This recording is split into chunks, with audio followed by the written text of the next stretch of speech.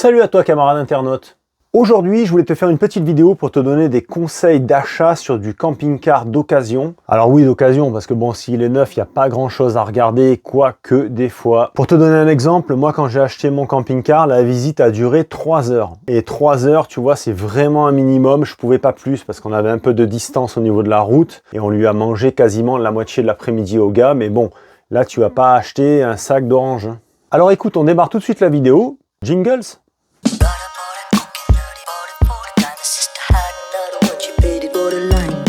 Alors forcément le jour de la visite, ce qu'il faut regarder, très important, tu regardes en fait l'aspect général du véhicule. Si tu vois qu'il est complètement pourri, ça peut laisser sous-entendre pas mal de choses. Si le véhicule n'est pas entretenu extérieurement, je te laisse imaginer pour tout ce qui est interne. Je reprends l'exemple du mien, tu vois, moi quand je l'ai acheté, le gars avait repeint ce côté-là parce qu'il avait touché avec des branches, tu vois, l'autre côté aussi.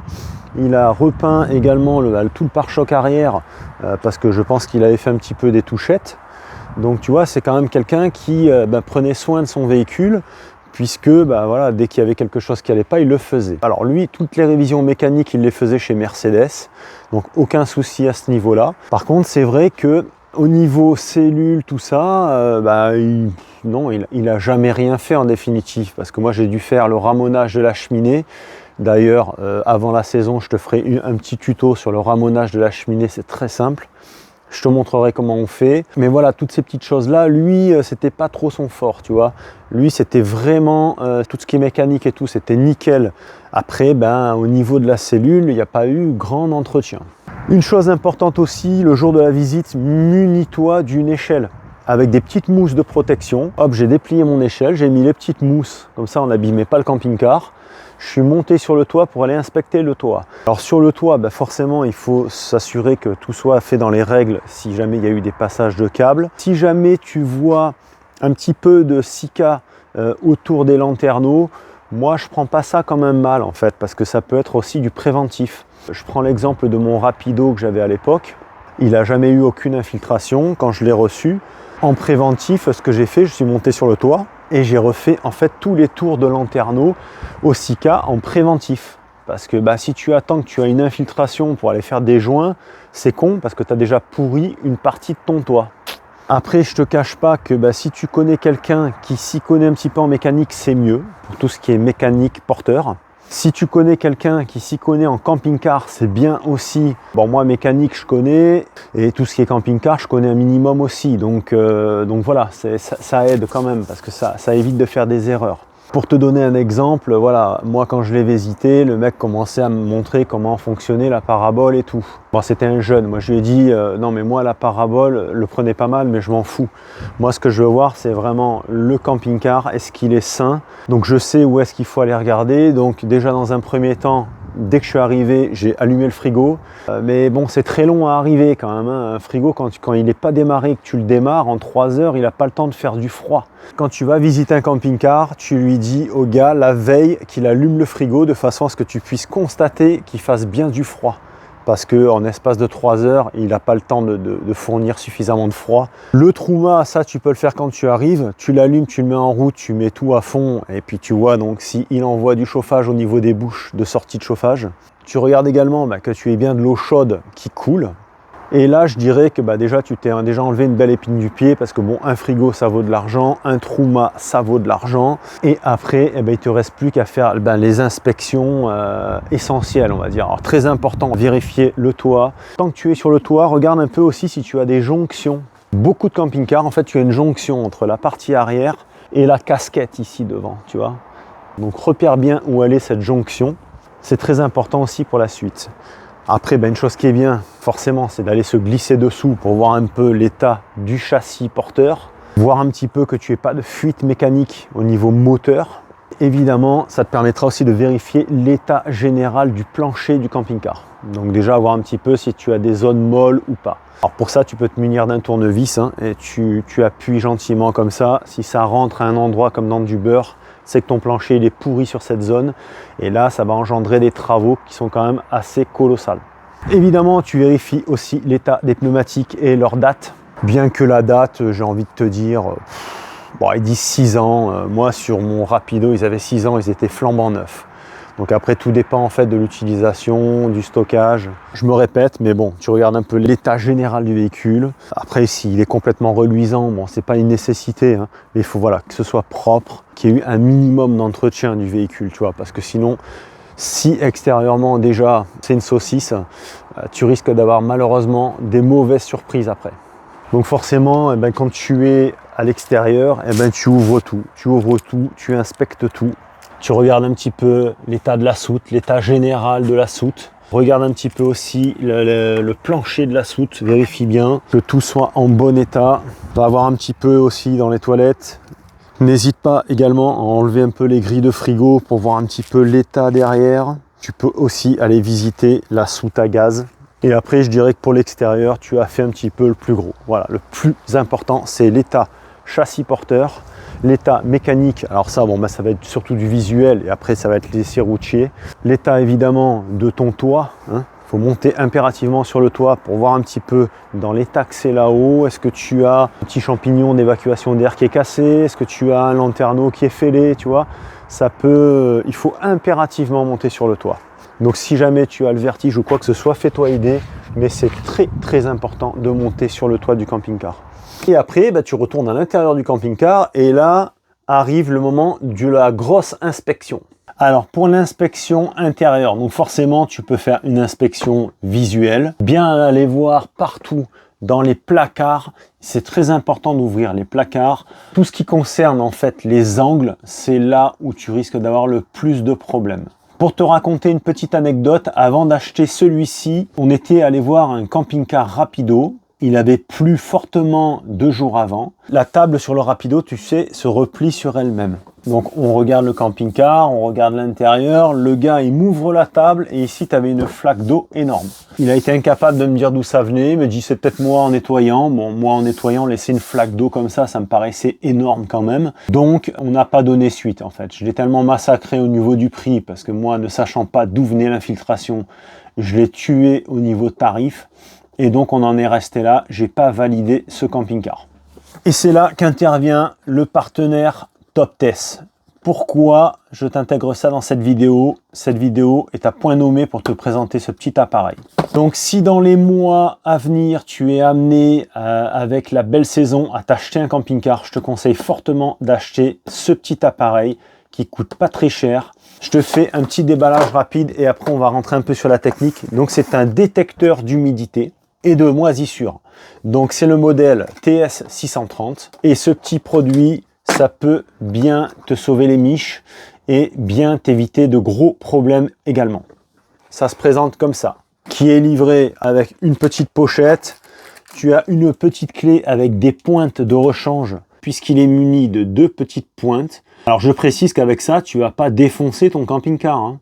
Les pointes, faut juste les mettre au contact, hein, faut pas les planter dans le bois, hein, qu'on soit bien d'accord. Donc c'est quelque chose qui est beaucoup plus précis qu'un simple appareil où tu vas passer comme ça. Tu vois là, vraiment, les 2 petites pointes vont venir mesurer le taux d'humidité à l'intérieur de tes murs. Et comme ils font ça bien chez Toptes, tu as également 3 petites piles Duracell qui sont fournies avec.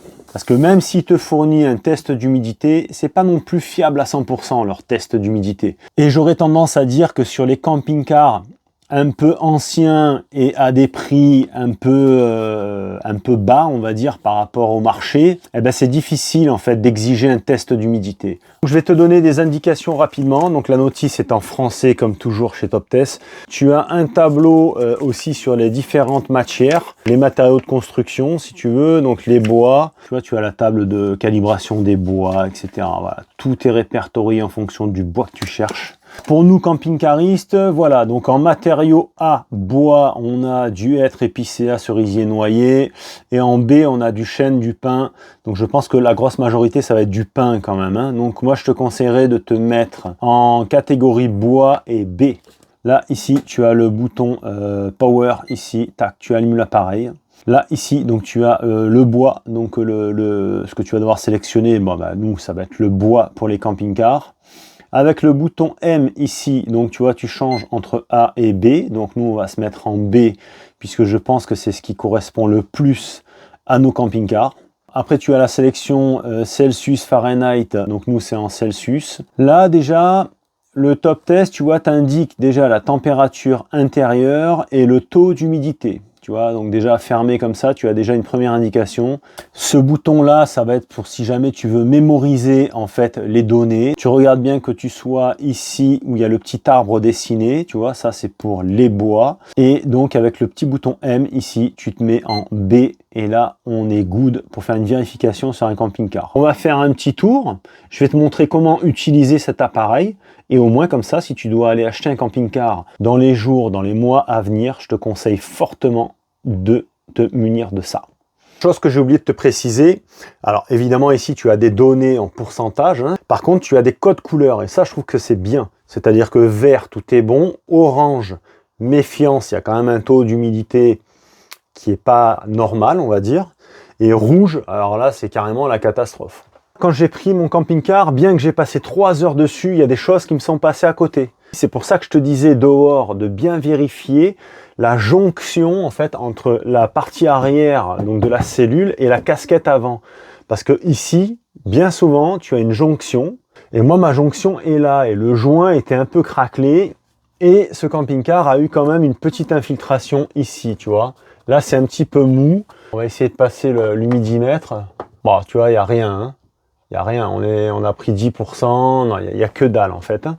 Mais tu vois, bien que j'ai passé 3 heures et que je sais exactement où il faut regarder, eh bien quand même, je me suis aperçu que il avait déjà eu une infiltration ce camping-car. Bon, tout est neutralisé, c'est sec, il n'y a pas de souci. Donc c'est mou, mais ça ira pas plus loin. Mais tu peux effectivement avoir des camping-cars avec des tests d'humidité négatifs, mais que le camping-car est déjà pourri jusqu'à l'os. Attention à ça. Encore une fois, j'ai déjà visité des camping-cars avec des tests d'humidité à l'appui et je peux te garantir qu'ils étaient pourris. Mais quand je te dis pourris, c'est que là, pour refaire le truc qui était gangréné, là, il y avait vraiment du taf. Pour te montrer un petit peu que ça fonctionne bien, tu vois, bon, bah, là, j'ai mon éponge qui est mouillée. Donc là, on va mettre les deux pointes. On est à HI carrément rouge, tu vois, et après, il passe orange et vert. C'est top hein, ce code couleur au-delà des chiffres parce qu'en une fraction de seconde, en fait, eh ben, tu te rends compte s'il y a un problème ou pas. Tu vois, il faut juste poser les pointes. Hein. Il ne faut pas aller planter dans le bois. Hein. Tu as juste à poser comme ça, bien au contact. Et là, ça va t'indiquer eh ben, si tu as de l'humidité ou pas. Bon, c'est bon. Il n'y a pas besoin de les arroser, les bonsaïs, tu vois. Tac. Ils sont bien au niveau humidité. Forcément, tu peux venir dans la salle de bain, tu vas un peu checker au bord. Bon, ben moi, tout est nickel. Hein. Allez, à présent, on va aller dans la chambre. Donc, dans la chambre, tu vois ce que je te disais, tu ouvres bien les placards, tu vas bien dans les angles et tu claques l'appareil, tu vois. Tu peux appuyer un petit peu plus fort. Tu vois l'indication lumineuse, c'est bien parce que là, j'ai même pas besoin de regarder l'écran. Tu vois que le reflet, je sais que c'est vert, on est bon. Là, je l'envoie vraiment dans l'angle. Il n'y a absolument rien. Placard, pareil, tac, dans l'angle. Et là, on est à 12% d'humidité, 13. Bon, c'est que dalle, hein, on est toujours dans la norme, hein, puisqu'on est vert. Donc, il n'y a pas de souci, on est toujours positif. La jonction, elle est là. Donc ça, c'est très important à vérifier avec l'appareil. Et tu vois tout de suite, en fait, si tu as un taux d'humidité anormal, la jonction, elle pourrait presque apparaître ici. On est bon partout, tu vois. Après, ça donne également là. C'est là où il avait eu son infiltration par le passé. Tout est bon, hein. On est en low, on est nickel. Donc évidemment, eh ben, tu passes partout autour de tes lanterneaux pour regarder un petit peu si les données sont bons. Lanterneau de la chambre, tous les fonds de placard. Je sais que le gars va essayer de te vendre. Alors là, vous avez un super placard. Ici, vous avez une super porte. On s'en fout de tout ça. Toi, ce que tu cherches, c'est le défaut. Il faut impérativement, avant même de se projeter, il faut impérativement regarder les défauts du camping-car. Même s'il n'y en a pas, il faut les chercher. Évacuation de la hotte aspirante. Donc moi, là-haut, j'ai un champignon, tu vois, sur le toit. Donc je mesure. Sur mon camping-car, en préventif, j'ai refait tous les joints en périphérie des lanterneaux. Lanterneaux, ça, enfin tout ce qui peut causer une entrée intérieure, y compris la jonction entre la cellule et la cabine. Encore un petit détail, lors de la visite, pense à déplier le store ban. Parce que si la toile elle est craquée, eh ben, t'es bon pour changer la toile ou le store. Parce que bon, un store ban, c'est pas donné, tu vois. Je ne peux que te conseiller ce petit humidimètre que tu sois propriétaire d'un camping-car. Parce que moi, écoute, du coup, régulièrement, si j'ai le moindre doute, tac, tac, je peux checker, en fait. Et surtout, intervenir à la moindre anomalie. Forcément, si tu es sur le point d'acheter un camping-car, je te conseille grandement de te munir de ce genre d'appareil. Ça coûte pas cher, hein. C'est 32,99 € le prix, tu vois un petit peu, c'est vraiment pas cher. Et grâce à mon code promo, tu bénéficies d'une remise de 10%. Donc tu vois, ça te le fait encore moins cher. Dès que tu commences à passer orange à un endroit, c'est que ça sent pas bon. Donc il faut tout de suite neutraliser l'infiltration, parce que sinon, à l'avenir, ça va pas être bon pour l'avenir de ton camping-car. Je te mets tous les liens sous la vidéo avec le lien Amazon pour commander ton petit humidimètre Toptes avec le code promo, comme ça tu auras tout ce qu'il faut. Et j'ai envie de te dire, miam miam miam, je participe. Pourquoi je te dis ça, mon ami? Parce que la société Toptes est tellement sympathique que Stéphane de la société m'a dit, Régis, si tu veux, je t'envoie 2 appareils. Comme ça, tu en as un pour toi et un que tu fais gagner à tes abonnés. Merci Stéphane, merci Toptes. Donc il y en a un qui te sera offert. On fera, comme la dernière fois, on fera un petit tirage en direct. Pense à liker, à t'abonner si ce n'est pas encore fait. Là, on va limiter le jeu concours aux 30 premiers commentaires. Le mot de passe pour être éligible au tirage au sort, miam miam miam, je participe. À bientôt les collègues, salut, tchou.